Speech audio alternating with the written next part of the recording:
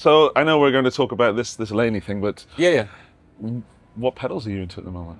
Well, I'm talking about doing a possible collaboration with 𝗏𝗏𝗪𝗏𝗪𝗏𝗪. Is it 𝗏𝗏𝗪𝗏𝗪𝗏𝗪𝗏𝗪𝗏𝗪? Yeah, Earthquaker Devices. Yes, 𝗏𝗏𝗪𝗏𝗪. I always want to say 𝗏𝗏𝗪𝗏𝗪𝗏𝗪, but I know that's not a name. 𝗏𝗏𝗪𝗏𝗪, yeah. Out of Ohio. We're talking about doing some kind of pedal collab.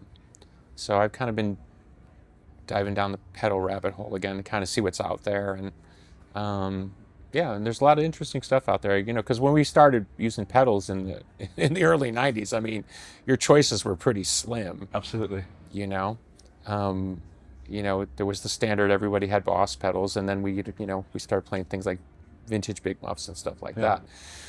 But it wasn't like there was like, 18 Klon clones, like there, now there's like 800 Klon clones, I got a Klon clone off of eBay for like $25. It's amazing. It's like, so who the fuck knows? It's just a ton of gear. I love it because I love gear. I'll do that shit all day long. So this is... Well, going back to the 90s, sorry, for me, I had a Big Muff Pi New York, the big box. Okay. And I had a wah pedal, a Jim Dunlop. Right. And I would always have to kick on the Jim Dunlop wah pedal to be able to hear the fuzz. Yeah. And then the op-amp one does that without needing... I didn't know I needed to do that. Yeah. And it was listening to your sound that really taught me, sort of by osmosis, how to get that guitar heard through the mix. Yeah, but it's funny because we got those op amps. We had no idea they were anything. We just thought they were big muffs. We did, and then the Soviet ones came in not too long after that, and there was all these different ones, and there were purple ones, and the original Rams heads, and all this weird. But for some reason, we liked the op amp ones, but we had no idea that it was this thing, and it was a failed pedal, and it only lasted a year and a half, and it helped blow the company up, and had no idea. We just they just sounded cool, Awesome. Yeah. Yeah, they are fantastic. And I was talking to James Laney outside. I'm like, can you clue me up on this before I go in? Just because I know a little, but when the man is there, you ask the man.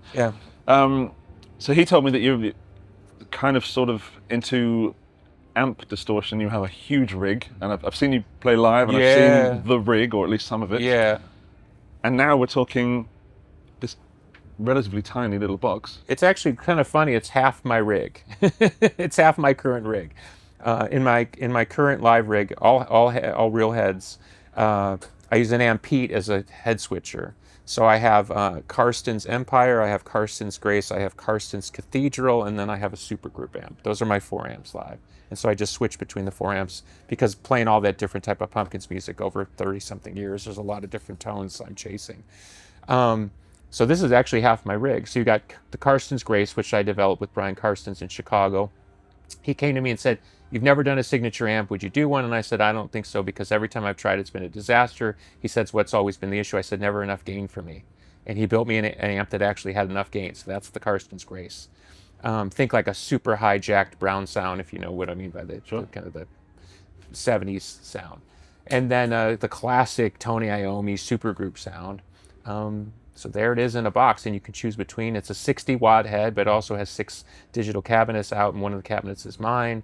Has an extra boost, has a reverb, but of course we don't like reverb. We don't need reverb ever. Oh, careful there. I know. I just lost half your viewers. I'm not a reverb guy. No, I mean, listening to your recordings, I guess you're not. Totally dry. See, the key is if you double track a guitar and you double track it really, really tight, it actually sounds like there's ambience on there. But you have to be super tight. You have to get kind of almost like a phasing in it. But that's the key when you're doing tones like yours. If you have reverb, it becomes mushy, and you lose again that mix. That's why we don't use reverb. But it's here if you want it.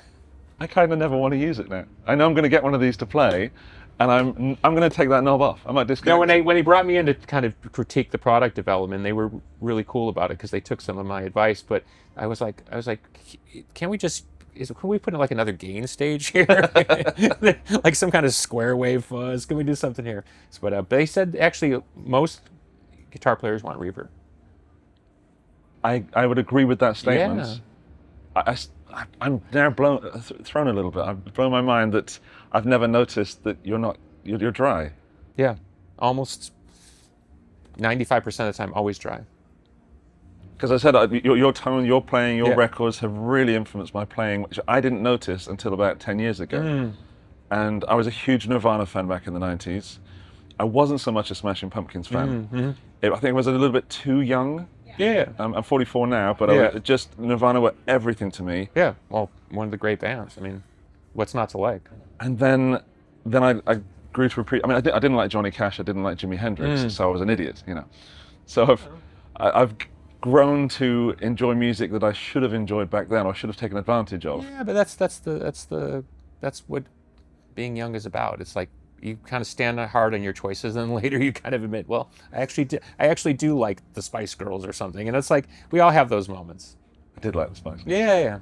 Still do. I always think of this. There was a Pretend. I love the band The Pretenders with Chrissie Hynde, and they came out at some point. I think it was Back on the Chain Gang. It was a big hit in America. Back on the Chain Gang. And I remember when the song came out, I thought, it's not for me anymore. And I stopped listening to The Pretenders. And I didn't listen to The Pretenders for like 20 years. And I loved the band. That one song was like, I'm not into this anymore. And now when I hear the song, I turn it up. You know what I mean? So it shows you what I know. Is it like an ego thing, or is it a protection thing? I think when you're young, music is at least my impression is you're so tied into your identity that you're literally making choices based on who you want to, how you want to feel or what you want to believe in. So it's less about like, let's call it musical appreciation, like, oh, that's really good, or I like that song. It's more about what connects and lands with you. And I think that's why when like you see what is happening with Youngblood right now, when an artist starts to connect with an audience, it achieves this other octave of energy. It's cult of personality, but it's right singer, right song, right place and time. So that's why we can listen to Elton John singing Tiny Dancer. You know, there are these moments in time where it's like it seems to crystallize into one person, one voice. And I think those songs are very powerful. So I'm used to that. I'm used to people saying, oh, you know, I didn't get it, or you guys were too weird, or and what's really wild is we have a lot of young fans now, and they're not attracted to the same music that all the 90s people were. They're attracted to a lot of other music. So we'll play stuff live, and the older fans will kind of make this face like, what are they playing? And then the young people will be going crazy because it's like, that's the music that they want to hear from us. So we're almost like playing 2 or 3 different bands at the same time. It must be hard to juggle the greatest hits plus the new creations that you're coming up with. It is difficult. There were a lot of years there where there was just maximal pressure on me from the music business promoters to basically be in the band they thought I was in, even though I was never in that band. Because if you know the band's catalog at all, the hits are actually not that representative of the band's work. Sure. You know, we take a lot of pride on things like Hummer and Porcelina and XYU, but the common fan, of course, they know Bullet with Butterfly Wings, but it's not really the true representation of the band. In many ways, Bullet with Butterfly Wings is us having a laugh. Almost making fun of the whole thing, MTV and Fame and all that stuff. So then somewhere in the mid-2000s, I got people backstage, including, you know, one day in London, I remember this guy telling me this whole thing about who I had to be, and I was like, you're asking me to be in a band I was never in because you think that's the band I was in, and now you want me to be in that band because it's good for business, and I don't give a shit. Yeah. So somehow I've survived all that and come out the other side where I can pretty much play what I want.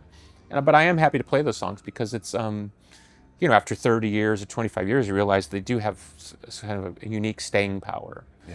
And, you know, it is good to kind of like sort of throw the explosive of the song into the crowd at any given moment. It kind of blows the crowd up. It's fun. It's got to be a great feeling. Yeah, I mean, you know, in your wildest dreams, when you write a song like Bullet with Butterfly Wings, which is now, I guess, going on 32 years old, it's amazing that it still works. You know, that beat starts and there they go. Still works, so it's cool. I was sent a video of Do You Remember the 90s yesterday? Yeah. And the music they've used is your song Tonight. Yeah. And I cried at the end. It was my goodness. Because this combination of memories that are so deep to me and your music, it was, I didn't have a choice to react. It just, oh my God, that really hit me hard. Yeah, and I just, my brother-in-law just got married, Sasha. Congratulations. To his lovely wife Lauren, and I played tonight at the wedding on acoustic. So that song's still part of my life, you know, in honoring people in my family. So yeah, it's amazing. That's what I'm saying. That's where you gain enough perspective. You're like, wow, the songs like that don't come along every day, and and we're lucky to have them. We have this combination of beauty and kind of an aggressive tone at the same time. Sure. Well, that's, you know, it's eternal rage, you know what I mean? Yeah. Forever angry at something or someone. And the honesty of being able to say, I am angry, that's a beautiful thing as well. Well, you know, the Beatles, of course, are an over-pointed to touchstone for all the obvious reasons and the right reasons, because they were arguably the biggest band of all time. But culturally, you know, they were the first band to kind of have a laugh with the whole thing. You know, they kind of let their fans in on the joke. Well, by the 90s, it had all kind of ossified again. And so part of what the grunge generation, if you even want to call it that, was to kind of just kick it all over. You know, the silly videos and just the bullshit of it all. So, so there was a bit of a laugh going on there too, which was like, oh, to hell with all this poofing around and faking, and, you know, I mean, we all loved George Michael, but it was like, you know, we you know, I actually knew George a little bit, and he was incredible guy, an incredibly talented guy, and incredibly handsome on top of it. It was absolutely. Like, he was the full package. But, you know, when you're sitting in your house in '86 and there's George with perfect teeth and perfect hair having a laugh, you're like, oh, get off my TV, you know what I mean? You know what I mean? You want people that are more in the world that you're living, and then that's where independent culture is forever attractive. It's, you know, kids basically come in many cases from the street, trying to figure out their own version of music, and so there's that restless energy that goes on. So, and then one day you find yourself, and you're one of those people that people want off of their TV, and you're sitting with George Michael somewhere having a laugh. So, you know, I've lived all those lives. Are we getting the hook? We're getting the very handsome look over there. We got to talk gear first. Yeah, we can talk about this. We can talk about. I guess we should round it up with the gear and say, is there a situation in which you're going to be using this? Are you going to be playing this amp? I'm definitely going to use it in the studio, particularly for demoing. I think the ease of use is really attractive. But the other thing that's really attractive to me is we pay so much money dragging equipment around the planet because we have to have backups of all of our amps. I mean, I carry 2 full amp rigs, and then we have 2 independent rigs that go around the world at any given time because we're playing. So I actually have 4 separate amp rigs. Okay, so the idea that we can reduce our cargo load with all those amps and just have this as our mainstay backup, I think that's very attractive to us. So even in my own personal situation, I think it's going to be very useful. That's good. Yeah, that's a wonderful, wonderful insight into you and your history and the. Right. So let me ask you a question, since I'm also a host. Where's the future of music gear going? I was just talking about this, I think, with Rich. I think it's going to come back to grunge, and people finding, like, so many products out there that have existed for, let's say, 10 years that are still great, but because of the turnover of gear, we're always looking for the next thing. Sure.